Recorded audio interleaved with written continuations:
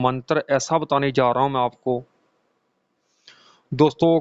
कहीं भी आपको शरीर में दर्द हो, सिर्फ आपने ये मंत्र बोलना है। सिर्फ एक बार इस मंत्र को आजमा कर जरूर देखें।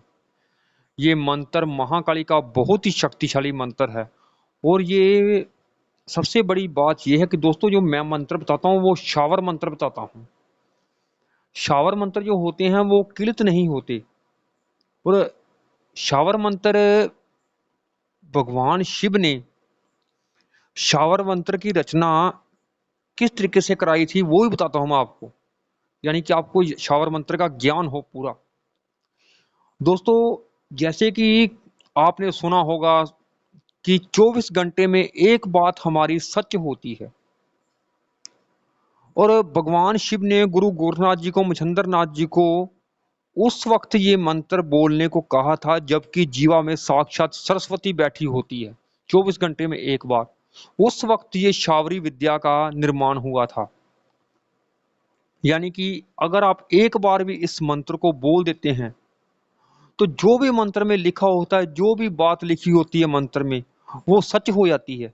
ऐसे होते हैं शावर मंत्र। ये होता है शावर मंत्र, जो कि दूसरे मंत्र जो होते हैं, जो वैदिक मंत्र होते हैं, वो भगवान शिव ने किलित कर दिए थे।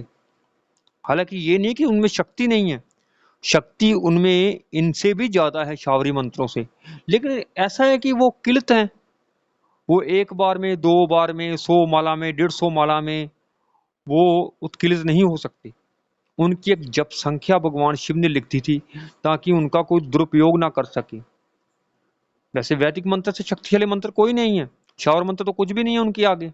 लेकिन अगर जब उनको तब तक जब तक कि वो उत्कीर्णित नहीं हो जाते, उनकी संपूर्ण शक्ति जो है तब जागृत होती है, जब आप उन्हें उत्कीर्णित कर लेते हैं।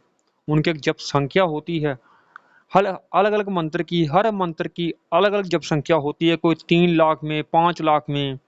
ये सब तभी आप करते हैं जब, तभी हो सकता है उत्कीर्णित जब आप ब्रह्मचर्य का पालन, अंडा मीट शराब नहीं खाते, जमीन पर सोते हैं, संकल्प लेकर उस मंत्र को सिद्ध करने जाते हैं और गुरु के मार्गदर्शन में करते हैं, तब ये मंत्र उत्कीर्णित हो सकते हैं। जो वैदिक मंत्र हैं महाकाली के, कोई भी हो चाहे मंत्र वो, तब वो संपूर्ण फल देते हैं। फल तो ऐसे भी देते हैं अगर आप जाप करते हैं उनका, तो ऐसा नहीं है कि आप जाप करते हैं जब तक वो उत्कीर्णित नहीं होते वो आपको फल नहीं देते। फल वो देते, लेकिन संपूर्ण फल, संपूर्ण कार्य, जब आप कोई भी मंत्र महाकाली का उत्कीर्णित कर लेंगे दोस्तों, चाहे वो वैदिक मंत्र ही है, आप उससे हर काम कर सकते हैं। कोई भी काम हो, चाहे दुनिया को कोई ऐसा काम नहीं है जो उन मंत्रों से नहीं होता। हर काम उन मंत्र से आप कर सकते हैं फिर, जब आप उन्हें उत्कीर्णित कर लेते हैं। चैनल को सब्सक्राइब और लाइक कर दी दोस्तों। इस मंत्र की कोई विधि नहीं है कि मैं आपको कहूं कि विधि का पालन करना है, आपने ये करना है, वो करना है। वैसे दोस्तों, इस मंत्र को सिद्ध करने की विधि है, लेकिन सिद्ध ऐसा है कि वो पहले साधना करनी पड़ती है। इस मंत्र की साधना, इस मंत्र की बड़ी कठिन होती है। ऐसे मंत्रों की जो कि पीड़ा निवारण मंत्र होते हैं, ये पीड़ा निवारण मंत्र है। चाहे कहीं भी शरीर में पीड़ा हो रही है आपको, इस मंत्र को आप 7 बार पढ़ना है। बस आपने 7 बार पढ़कर आपने वहां फूंक मार देनी है जहां आपको पीड़ा हो रही है। या फिर ऐसा करना है, आपने जल में फूंक मार लेनी है। जल सामने रख लेना अपने आपने, और जल में फूंक मार लेनी है आपने 7 बार पढ़कर। ये मंत्र इतना शक्तिशाली है कि आप साधना ना भी करें, इस मंत्र की सिद्ध ना भी करें इसको, वैसे ही ये मंत्र स्वयं सिद्ध ही है। इस मंत्र से आप ऐसे भी काम ले सकते हैं, आप ऐसे ही आपको आराम मिलेगा। सिर्फ आपने महाकाली से प्रार्थना करनी है, अपने सच्ची श्रद्धा से, सच्ची भावना से आपने प्रार्थना करनी है महाकाली से कि मैं इस मंत्र को 7 बार पढ़ने जा रहा हूँ, आप कृपा करके मेरी पीड़ा का निवारण करें। इस मंत्र में आप शक्ति डालें अपनी पूरी, और मेरी पीड़ा का निवारण हो। प्रार्थना करनी है आपने, क्योंकि मैं कोई विधि विधान का पालन नहीं कर रहा हूँ। अब ऐसे ही मंत्र का 7 बार पढ़ के फूंक मार रहा हूँ। मैं ना विधि जानता हूँ, ना विधान जानता हूँ, मैं तो सिर्फ श्रद्धा भावना अपनी जानता हूँ कि मेरी श्रद्धा पूरी है इस मंत्र के प्रति, आपके प्रति। आप मेरा कल्याण करें, इस मंत्र की से मेरी पीड़ा हरें। सिर्फ आपने प्रार्थना करनी है महाकाली से। और 7 बार कोई जल अपने सामने रख लें, क्योंकि आपका कहीं सर दर्द हो रहा है, आप सर पर थोड़ा फूंक मार सकते हैं अपने। ऐसा कि आप कोई शरीर में, पीठ में दर्द हो रहा है, आप अपने पीठ पर थोड़ा फूंक मार लेंगे, ऐसा है। इसलिए मैं आपको कह रहा हूं कि आप जल जल ही पी लें, ताकि पूरे शरीर में आपके फैल जाए जल की ऊर्जा। या कहीं भी आपको पीड़ा हो रही हो, उस पीड़ा का निवारण हो। कोई भी चोट लगी हो आपको, कुछ भी हो, कोई भी दर्द दर्द होना चाहिए, कोई भी शरीर में आपको किसी जगह भी आपको दर्द हो रहा है, कोई टेंशन नहीं, सिर्फ आपने सात मंत्र पढ़कर फूंक मार लेनी जल में, और जल को पी लेना है आपने।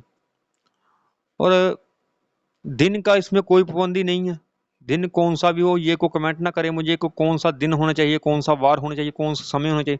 कोई भी समय ले लें, जब भी आपको पीड़ा हो रही है, आपको असहनीय पीड़ा हो रही है, आपको सहा नहीं जा रहा आपसे, आपने जल सामने रखकर फूंक मार लेनी है। दोस्तों एक बार मैं और बताऊं आपको, जिस तरीके से मंत्र, शावर मंत्र जो होते हैं, जिस तरीके से मंत्र लिखा गया हो उसी तरीके से आपने बोलना है।